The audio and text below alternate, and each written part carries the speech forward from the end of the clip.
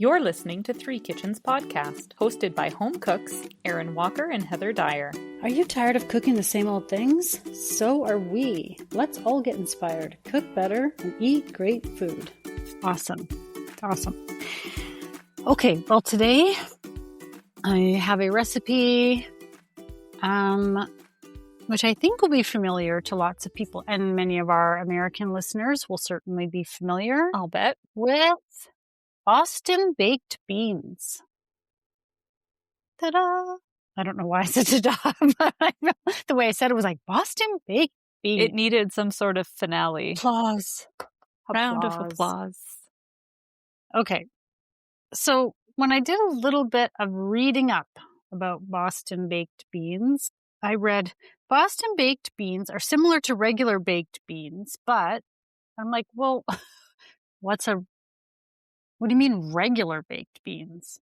Like, yeah. Anyway, I thought that was kind of a strange, anyway. Okay, so apparently the difference here is their accent. Yeah. Boston baked beans are made with molasses instead of brown sugar to sweeten. Okay, that was totally going to be my guess. After what you told me all about the great molasses, I don't even know if it's a flood. Explosion. It was a flood.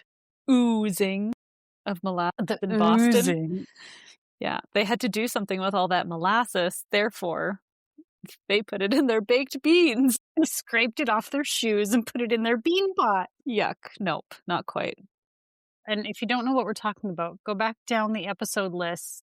We did a short little episode telling the story of the Great Molasses Flood of 1916, I think it was. Oh yeah, because it's the anniversary this year. It's an anniversary. Anyway. Okay, so earlier than that, in the people who were called the Puritans, and I'm not exactly sure who the Puritans are. I didn't go that far. Do you know? Are they a religious group of some kind? I have a guess that they came to North America because they were somewhat excluded. Persecuted somewhere? Excluded. They were bullied and sent away. More or less, I think, is the possible story. Okay, if I do a quick little search, let's just see what pops up at the top. The search assistant said, the Puritans, we'll see if you're right. The Puritans were English Protestants in the 16th and 17th centuries who sought to reform the Church of England because they didn't like some remnants of Roman Catholicism. And so they went to America, maybe to have their own religion, I'm guessing. Yeah. Okay, you were right. So apparently these folks would bake large pots of beans on Saturday because they didn't like to work on the Sabbath, which was Sunday. And so they would make the big pot of beans the day before to eat on Sunday. And they cooked the beans in molasses, which was, as we've mentioned, big business in Boston with the molasses. Even at that point in time. That surprises me. Maybe it shouldn't, That's but a long time. Like, Columbus just got here. It was probably not quite the trade that it became by the time the molasses flood happened, right? Yeah. They didn't have big cisterns looming over their city. Yeah, but it does make you wonder where they who was bringing where were they getting their sugar from in order to make the molasses? Yeah, I'm curious about how far this goes back. Also, are there tomatoes in these baked beans? Oh, okay. No, there are not. And of course, this dish contributed to Boston being nicknamed Beantown. Have you ever heard of Beantown? No. I hadn't either, but I'm guessing people in Boston are aware of being called Beantown. And from 1883 to 1906, Boston's National League baseball team was nicknamed the Bean Eaters, which I thought was kind of fun. Can you imagine it starts out as like a taunt? bean eaters, Right. like a bunch of bean eaters. But I'm imagining it must have been affectionate. I hope so. If they took pride in this, being known for beans. Bean culture. Yeah. What kind of beans did they have? Because there are a ton of legumes. What were they using? Okay, so apparently, traditionally, it was navy beans. Now, modern day recipes say that you can kind of use the beans you like. Great Northern beans and navy beans are both very popular for this recipe. But I imagine a white bean of any kind probably could work. Interesting. Okay, so here's the list of the basic ingredients that go into these Boston baked beans. Obviously, you've got your beans, you got bacon, onions, garlic, molasses, brown sugar, maple syrup, and Worcestershire sauce. Worcestershire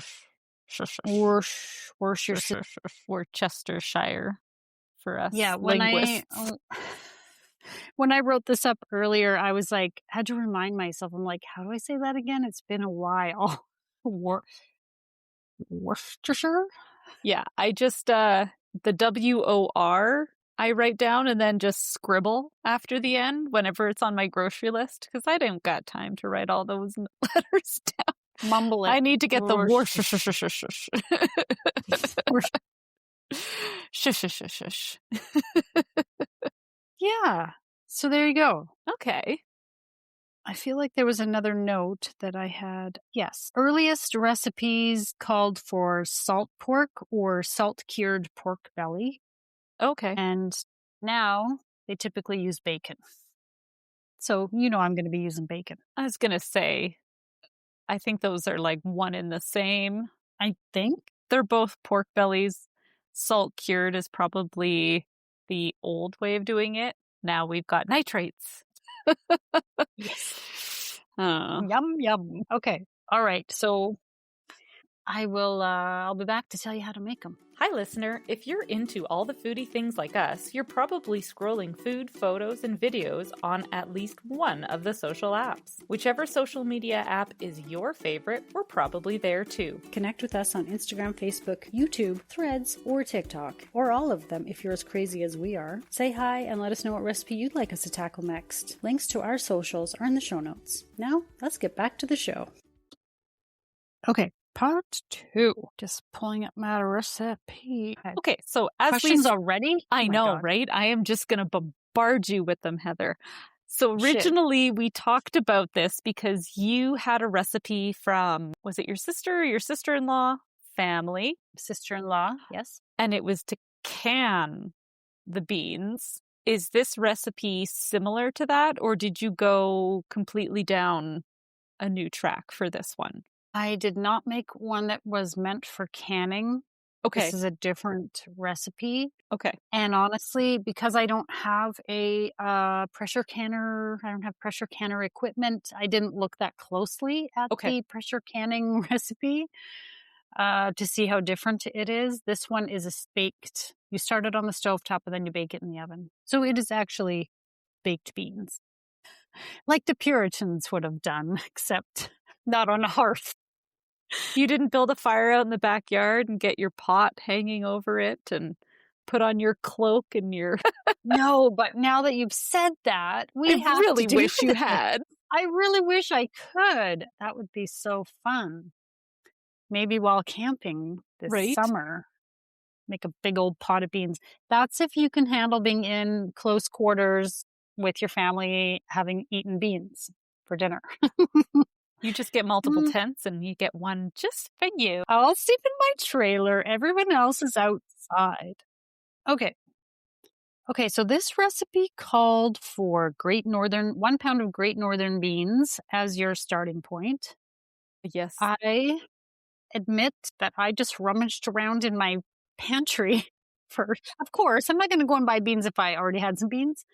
And I pulled out a bag that I happened to have. I hadn't opened them, of white kidney beans. And I was like, I wonder how much different these are. And I had said that you could use whatever white bean. I'm like, I think I could use kidney beans. They're bigger. Mm-hmm. And this recipe starts out by boiling the beans in water for 2 minutes and then let it sit with the heat off for 1 hour. Okay. I feel like the kidney beans need a little more soaking time. I'm not sure about these Great Northern beans, what if you were just to go and soak them, how long they would take. But the big kidney beans that I have, the package said 8 hours soak. Oh, yeah. So I was like, I don't think this method is exactly right, but I'm going to improvise. And so I soaked my beans I left them like maybe even more than 8 hours. It was like a full day because I just went until they felt kind of soft. I wanted, right? You want them kind of softened up. And then I jumped back into the recipe. So you're going to drain and rinse those beans and put them back in your Dutch oven on your stove. I have a large Dutch oven. That's what I was cooking in. Add 6 cups of water. And you're bringing it to a boil again and cover and simmer for 1 hour. Okay. So I was like, I'm not exactly sure if having done the little bit different first step with my beans, if they needed a whole hour, but I just kind of kept an eye on them to make sure they were soft, they weren't overcooked. Yeah, yeah. Just if you're using a slightly different bean, just remember to keep an eye on that. Yeah, I feel like kidney beans have a pretty hearty taste to them, so it takes a lot for those to break down. So, yeah. Yeah. So I think it was probably about an hour that I boiled them. Seemed good after having soaked them for a long time. In a large skillet, you're going to cook chopped up bacon until crispy. Take it out, put it aside. Then in your bacon drippings, you're going to saute onion, 2 large chopped onions. Oh, I just saw an ingredient that I didn't mention in the first half. That's okay. I'll get to it. Are you going to mention it in the second half? I'm mentioning it now. Okay. You're gonna leave those onions in there until they start to soften. Add 3 cloves of minced garlic. Stir that. Cook it just a minute or so. Then we're putting in an item I forgot, which was ketchup. Okay. I'm guessing the Puritans didn't have ketchup, but this is a modern element here. I'm pretty sure the Heinz bottle says it dates back to the 15th. Yeah. All right. Maybe they mashed up tomatoes. Hey, and when you asked if there's tomatoes in it, here's your tomato element. Ketchup. All right. Okay, so ketchup, brown sugar, molasses, maple syrup, and the Worcestershire sauce, and little salt and pepper. Okay, so that's all your extra stuff. Meanwhile, you've drained your beans. Okay. So keep the cooking liquid that you boiled those beans in. Take the beans that are drained and put them in. It says here to put them into a baking dish. So I used a casserole dish that I have. Stir in the onion mixture plus the bacon and then cover and bake at 300 degrees Fahrenheit for 2 to 2.5 hours until they're tender. The beans are tender and they're at the consistency that you like. Keeping that cooking liquid from the beans is so that as you go, check on them every so often. If it's looking a little too dry, add some of the liquid in. Oh. And I ended up by the end, I just put all the liquid in. I was like, well, they weren't going to be soupy. It wasn't like too much liquid. So I thought I may as well just use it. I put it all in. And that's it. You just cooking it all up, baking it together, give it a good stir. And that's how you make those baked beans. Boston baked beans. All right. What did you think of these Boston baked beans, Erin? Boston baked beans. How do I feel about you? You're not my favorite. Cut the whole thing. Toss it in the garbage can. That's it. I quit. I'm not the biggest fan of a baked bean that comes like this because these remind me of, what do we typically get? Like Heinz beans? Or what's the bean that has the dog that talks in the commercial about the secret recipe. You know what I'm talking about. Yeah, I know what you're talking about. Bush's baked beans. There we go. Beans. My husband likes making them. He's his go-to, Franken beans, wieners and beaners, whatever you want to call it in your house. He likes to do that. Every time he makes it, I'm like, gross. Oh no. Is that what you thought of these too? I liked these beans more than I would a canned bean, for sure. Okay. I thought they were unbelievably sweet. I was like, whoa, pump the brakes. I was like sweating and my heart was racing. I was like, these beans. Wow. I found them really sweet. I thought the bean texture was really good because I like a good bean. But these flavors are just not my favorite. Okay. Well, I like a baked bean, obviously, or I wouldn't have made the recipe. But I agree. I'm not the biggest fan of the ones in the can either. I'm kind of like, meh, especially if they have that little hunk of like fat. What is that pork fat that's swimming in there? Ugh, I don't like that at all. Yeah, about it. It's just not my favorite. But I did like these beans quite a bit. And even though they were too sweet, I'll agree with you there. Maybe Bostonians, those Beantowners have sweet tooth. I don't know. I mean, so do we. So I would have thought that we would like something sweet. But in this case, I agree. They're too sweet. They overdid it with that molasses. Or the brown. Did you need maple syrup and brown sugar and molasses? Yeah. Like maybe it's better to pick one. I would say here. Like reduce all of those by like 3/4, and maybe like the diversity in the sugars is good, but I wanted something more bitter in there. Like in my mind, or vinegary or vinegar, like acidic or something. Yeah, there wasn't enough acid in there. Also, notice that when you explained the ingredients, I was like, "Where's your like cider vinegar?" Or, yeah, there wasn't any acid in there. Yeah, I kind of thought that too. I think though, if you do like a baked bean, if you tweak that flavor a little bit, I think these could be really good. My husband, who is like you and hates those canned beans, thinks they're like the worst thing in the world. He's like, that's disgusting. Why? My kids like the maple kind of flavored ones. And every so often camping, we would eat them. And he's just like, well, that's gross. He loved these beans. I don't know. I can't figure out. They don't appeal to you. They shouldn't appeal to him, but they do. I'm kind of in the middle. It's like, it's all kind of weird. It's all weird. I would tweak the recipe differently just because of like that sweetness was too much. I felt like it needed more vinegar. I don't know. Maybe a little kick of something. Yeah, like a spice, like a little some chili in there. Yeah. So anyway, this was an interesting one to try. I ate them. My mother-in-law and I ate them on toast. She ate it all up, so it couldn't have been that bad. I liked the bean themselves. The flavors in there just don't do anything for me. I'm sorry. Hey, that's okay. We always say here, you can't win them all. Some are winners and some are failures, and this one sits somewhere in the middle for me. It's a funny one, and it's again like it's all just personal preference, right?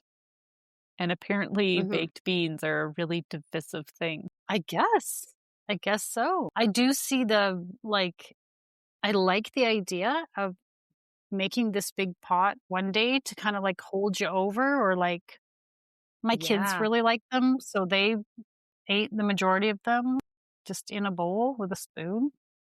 Okay. So many bean jokes. Okay. Well, if you want to learn more about beans and other pulses, legumes, we have an episode for you. We have an episode for everything, honestly. We really do. If you want to. Yeah. It was with the Alberta Pulse Growers Association. We'll link it in the show notes for you. Go learn some more about beans, and maybe you'll learn about some other ways of cooking them that you'll like more than Boston baked beans. We're done here. That's it. And now for the fine print. For links to recipes and many other random things we talked about in this episode, check out the show notes or our website, www.threekitchenspodcast.com. Join us over on Instagram, Facebook, Threads, YouTube, and TikTok to see what we're cooking up next. And if you love the show, tell a friend. Word of mouth is the #1 way people learn about new podcasts. Thank you so much for listening. Is it going to seem strange that we're wearing the same outfits? Somebody notices. They win a prize for actually watching the whole thing.